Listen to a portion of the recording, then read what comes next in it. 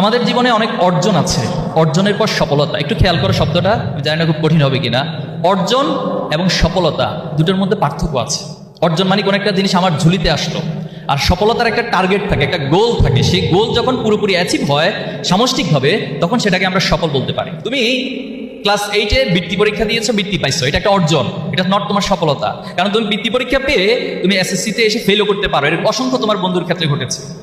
আবার তুমি এসএসসিতে এ প্লাস পাইছো, এটা তোমার অর্জন, কিন্তু তুমি যখন ইন্টারমিডিয়েটে ফেল করবা অথবা এ প্লাস পাবা না, তখন এটা তোমার জন্য একটা ব্যর্থতা, যেটাকে আমরা সফল বলতে পারি না। আবার তুমি এসএসসি ইন্টারমিডিয়েট সবগুলোতে গোল্ডেন এ প্লাস পাইছো, কিন্তু তুমি কোথাও ভালো জায়গায় চান্স পাইলে না, এটাকে আবার এক ধরনের ব্যর্থতা হিসেবে সমাজ ট্রিট করে। আর এভাবে করে আমি আমার প্রফেশনাল লাইফেও খুব ভালো কিছু অর্জন করলাম।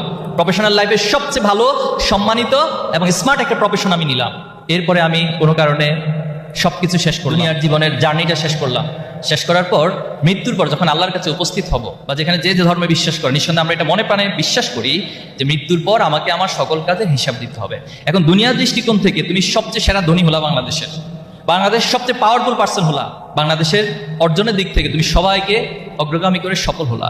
কিন্তু আলটিমেট যে সফল, যেটা আমাদের মৃত্যুর পরে চিরস্থায়ী জীবনে আল্লাহর পক্ষ থেকে আসবে, সেখানে যদি আমি সফল হতে ব্যর্থ হই, তাহলে আমার আগের এতগুলো অর্জন, এতগুলো সফলতা আসলে আলটিমেটলি ব্যর্থ হিসেবে ধরে নেওয়া হবে।